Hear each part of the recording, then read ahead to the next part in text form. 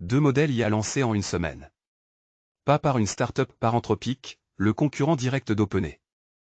Opus 4.8 et Fable Mytho arrivent en même temps. Et ça mérite qu'on s'y arrête 2 minutes. Pourquoi c'est important pour vous? Parce que la course entre les grands labs s'emballe. OpenAI sort GPT-5, Google pousse Gemini, et là Anthropic répond avec 2 modèles en même temps. Ce n'est pas un hasard. C'est une déclaration de guerre. Et pour vous, ça veut dire que les outils que vous utilisez déjà vont automatiquement devenir plus puissants. Cursor, Perplexity, n'importe quel outil basé sur Claude, ils vont tous bénéficier de cette montée en gamme. Sans que vous changiez quoi que ce soit. Concrètement, voici ce qui change. Opus 4.8, c'est la version renforcée du modèle haut de gamme d'Anthropic. Plus fiable sur les tâches complexes, rédaction longue, analyse, synthèse de documents. Si vous utilisez Claude en direct ou via un outil tiers, vous allez sentir la différence. Et puis il y a Fable Mytho. Leur modèle de toute dernière génération, maintenant accessible. Ce n'était pas encore ouvert au grand public, maintenant si. Les performances grimpent, et le tarif ne suit pas forcément à la hausse. Alors qu'est-ce que vous faites cette semaine? Déjà, testez Fable si vous avez un abonnement Claude.ai. Ouvrez-le sur un vrai cas de votre quotidien, pas un test bidon.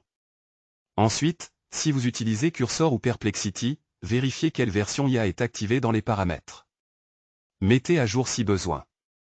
Et profitez de ce moment pour identifier un process qui vous coûte du temps, rédaction de devis, compte rendu, réponse client, et testez-le avec ces nouveaux modèles. Vous pourriez être surpris. Le message à retenir, l'IA de référence vient de faire un bond significatif. Pas besoin d'être développeur pour en profiter.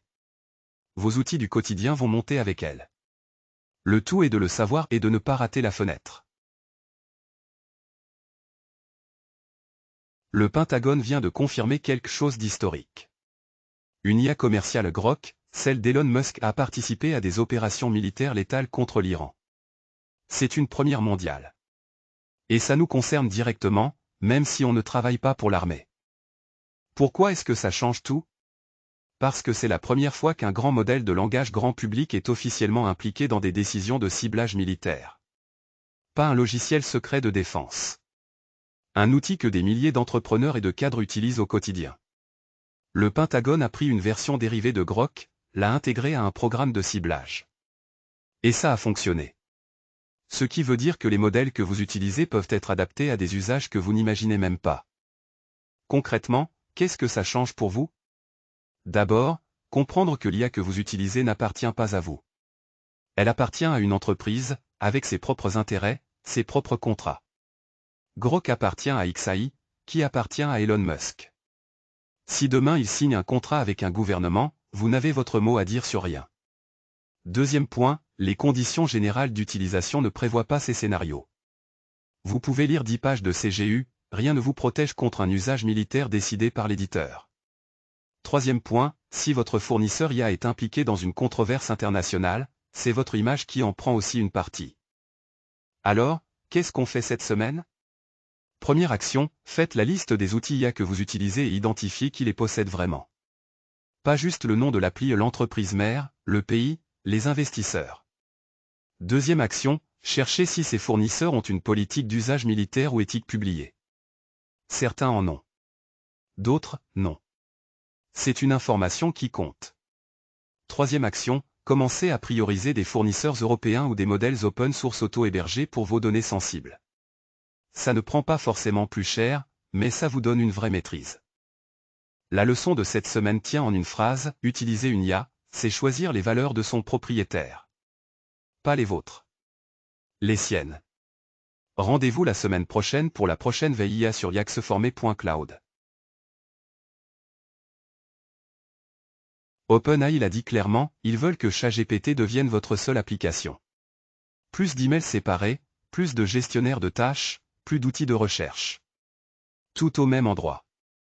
Et si vous pensez que c'est de la science-fiction, regardez Wosha en Chine, 1,3 milliard de personnes gèrent leur vie entière dessus. C'est exactement ce modèle qu'OpenAI veut reproduire en Occident.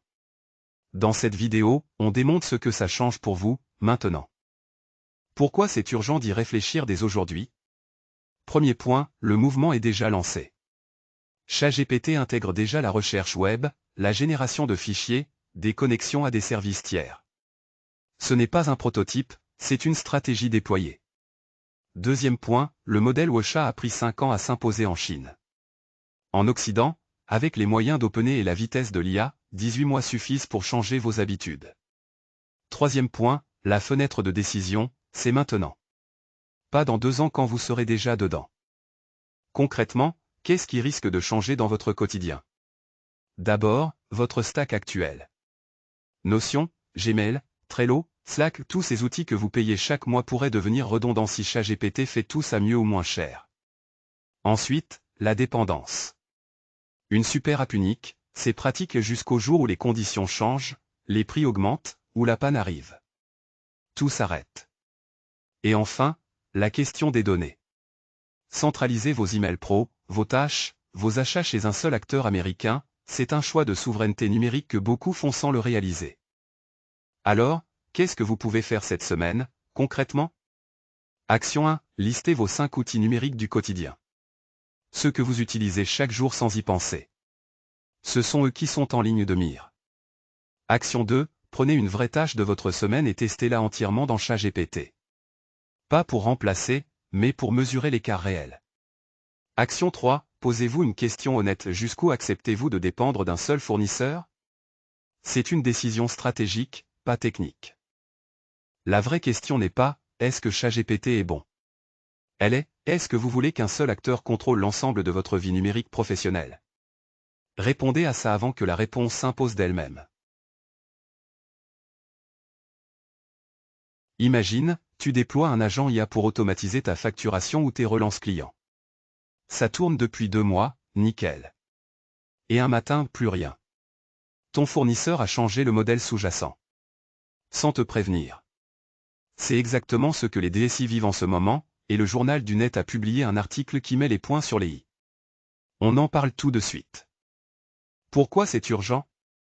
Parce que quand tu utilises un agent IA, que ce soit pour du support client, de la rédaction, ou de l'analyse de données, tu ne loues pas juste un logiciel.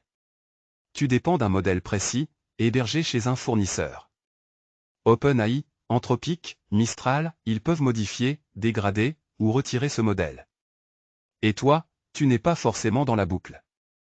Résultat, soit ton agent plante, soit ses performances chutent, soit ta facture s'envole parce qu'il tourne en boucle sur des erreurs.